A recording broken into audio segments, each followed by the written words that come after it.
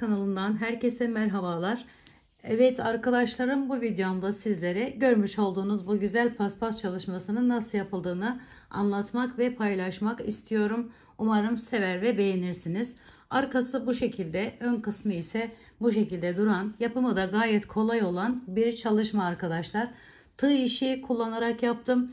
Dilerseniz paspaslar, seccadeler, yolluklar, halılar, kilimler, her türlü yerde kullanabileceğiniz, dediğim gibi yapımı da kolay olan bir model arkadaşlarım. Şimdi hemen şöyle malzemelerimizi tanıtalım. Halı kaydırmazımız var. Şöyle 2,5 milim tığım var ve Lanoso Alara arkadaşlar. Şöyle batik bir ip kullandım. Koton bir ip bu. Böyle ucuz koton ipler bulabilirseniz gayet rahatlıkla bu modeli yapabilirsiniz arkadaşlar. Evet, şimdi hemen şuradan ben bir miktar size anlatmak istiyorum. Şöyle giriş yaptım arkadaşlarım. İlk yerden alıyorum, çekiyorum bir miktar ve buraya 3 tane zincir çekiyorum. 1 2 3 yukarıya, yani bir üst sıraya geçiyorum.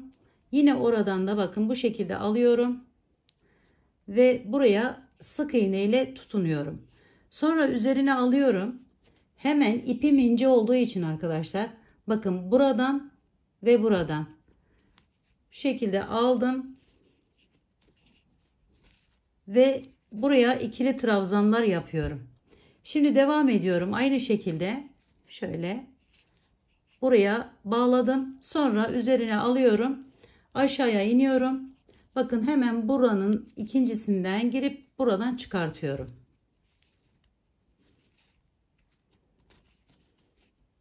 Üste çıkıyorum. Yine buradan ve buradan alıyorum bu şekilde ve sık iğne ile bağlıyorum.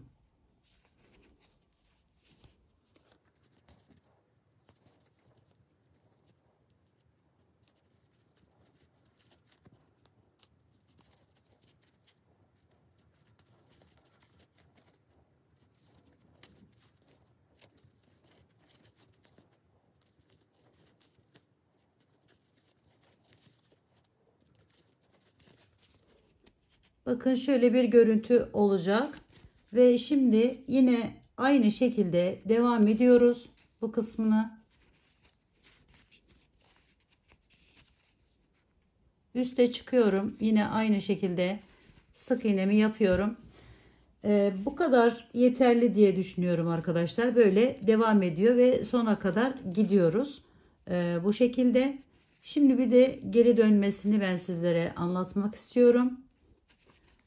O da gayet kolay olacak. Şimdi arkadaşlarım, burayı kenara kadar geldiğimizi düşünün. Kenarda olduğumuzu düşünün. Yine 3 zincir çekerek 1 2 3 zincir çektim ve bir üste bakın çıkıyorum. Yine aynı şekilde buradan ve buradan giriş yapıyorum bu şekilde ve sık iğnemi yapıyorum buraya. Sonra üzerine alıyorum. Üzerine aldıktan sonra aşağıdaki hemen karşılık gelen yere, bakın şu ikili trabzanımın ortasından bu şekilde giriş yapıyorum. İpim bu tarafta. Şiş tığımı bu şekilde yaptıktan sonra içerisinden alıyorum bu şekilde ve ikili trabzan yapıyorum yine. Bu yapmış olduğum ikili trabzanı hemen yanındaki yerden bu şekilde giriş yapıyorum ve çekiyorum. Sonra tekrar üzerine alıyorum. Yine bir yanındaki ikili trabzanımın içerisine geçiş yapıyorum ve buradan yine ikili trabzanla yukarıya bağlıyorum.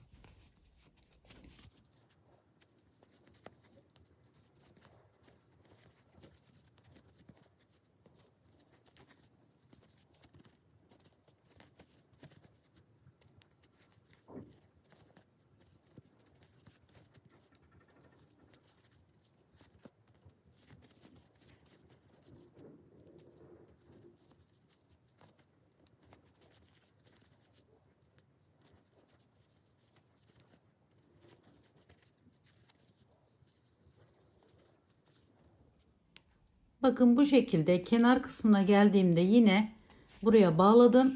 son olan zincir çektiğim yerin içerisinden de aynı şekilde giriş yapıyorum ve buraya da ikili trabzanımı yapıyorum. Sonra hemen üstteki yere çıkıyorum bu şekilde. Oraya sık iğne ile bağlıyorum ve bir diğer sıraya geçiyoruz arkadaşlarım. Şimdi o da aynı şekilde 2-3 zincir çektim. Hemen yukarıya çıkıp buradan ve buradan giriş yapıyorum ve buraya sık iğne olarak bağlıyorum. Sonra üzerine alıp bu defa aşağıdan bakın buradan giriş yaptım. Yine aynı ikili trabzanımın orta kısmından ve yukarıya çıkıp yine sık iğne ile bağlıyorum. Şu şekilde devam ediyor modelimiz.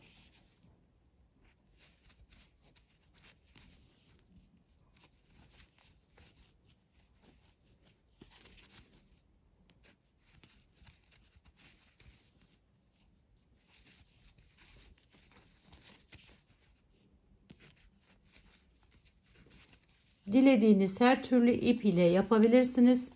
Ayrıca arkadaşlarım böyle ince bir ip kullanıyorsanız burada sıra atlamayın derim. Kalın bir dokuya sahip oluyor bitirdikten sonra. Bir miktar daha şimdi sizlere kenar kısmına nasıl çevirdiğimi göstereceğim. Yalnız onu dilediğiniz gibi yapabilirsiniz. Onu da.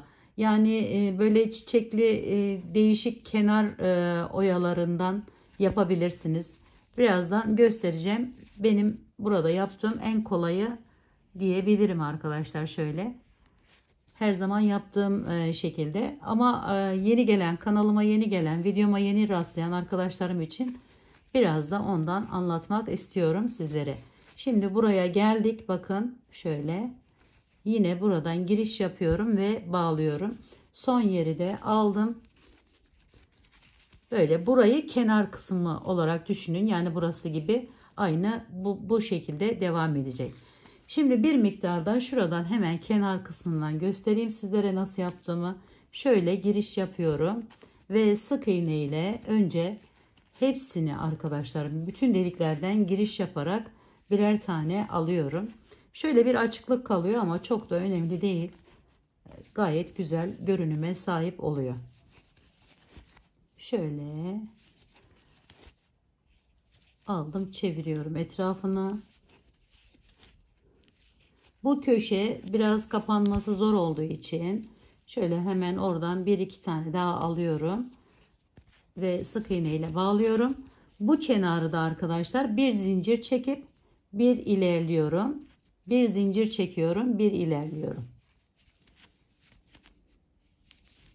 Bu şekilde. Şimdi bir de üzerine hani böyle daha değişik bir hava katsın diye ters sık iğne tekniği bakın şöyle aldım. Üzerine alıp bir daha ve bu şekilde bütün etrafını yine bu yapmış olduğumuz yerlerin etrafını çevirebiliriz arkadaşlar. Dediğim gibi bu sadece bir fikir. Farklı şekillerde de bu kısımlarını yapabilirsiniz.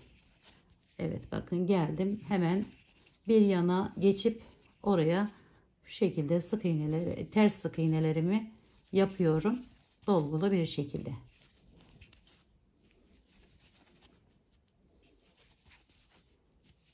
Evet. Kenarında bu şekilde yapabilirsiniz arkadaşlarım.